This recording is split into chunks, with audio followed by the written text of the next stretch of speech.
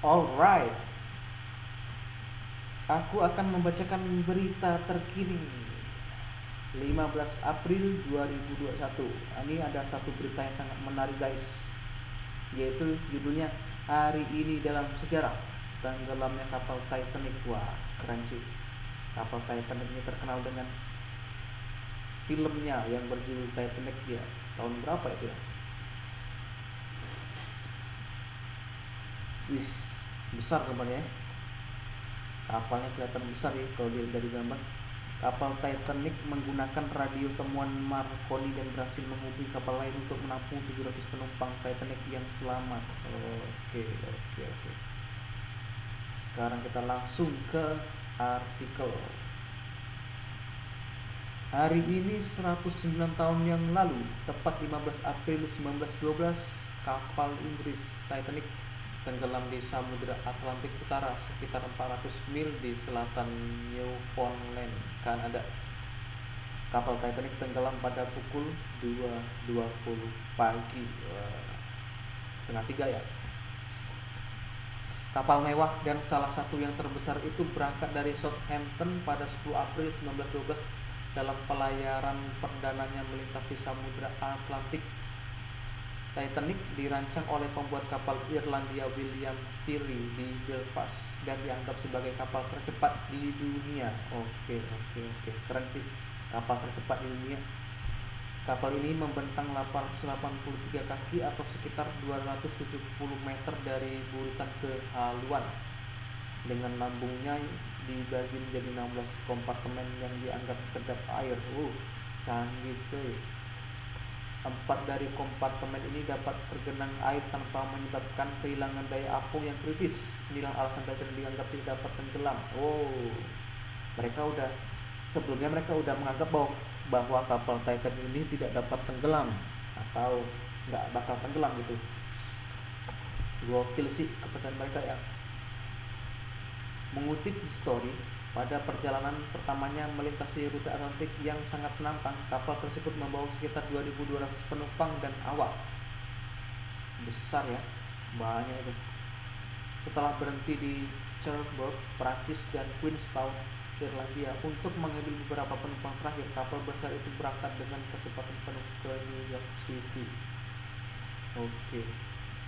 Namun, sebelum tengah malam pada tanggal 15 April, RMS Titanic gagal menghindari gunung es dan memecahkan setidaknya 5 kompartemen lambungnya. Kompartemen itu mungkin semacam ini ya, semacam apa ya, tabung kapal gitu ya. Dia kan di kapal tuh biasanya kan ada kompon-kompon kayak pelampung lah istilahnya gitu. Mungkin itu ya kompartemen ya. Berarti ini kompartemennya pecah ya. Ada 5 kompartemen yang pecah. Kompartemen Titanic yang tidak ditutup mengakibatkan air dari kompartemen yang pecah memenuhi setiap kompartemen berikutnya. Nanti nyambung ya.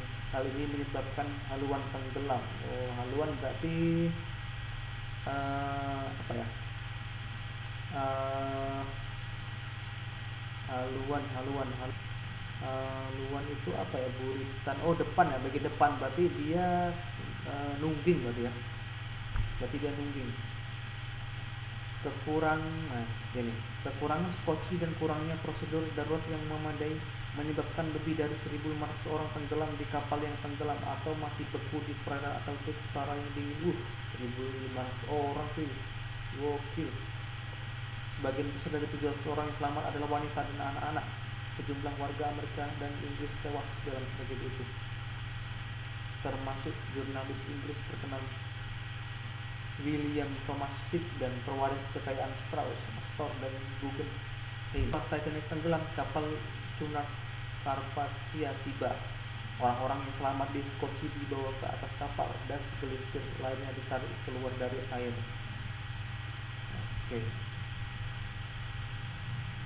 Belakangan diketahui bahwa kapal Leland California berada kurang dari 20 mil jauhnya pada saat kecelakaan itu, akan tetapi gagal mendengar sinyal marang bahaya Titanic karena operator radionya sedang tidak bertugas.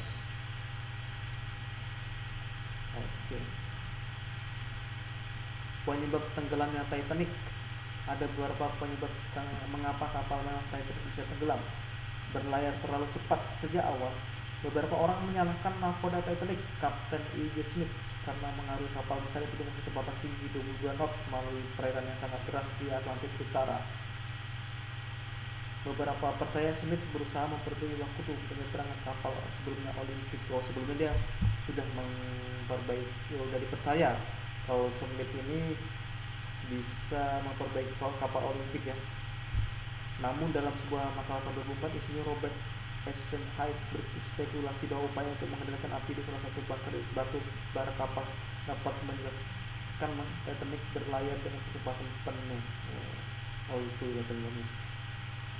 Terus pengabaian peringatan radio.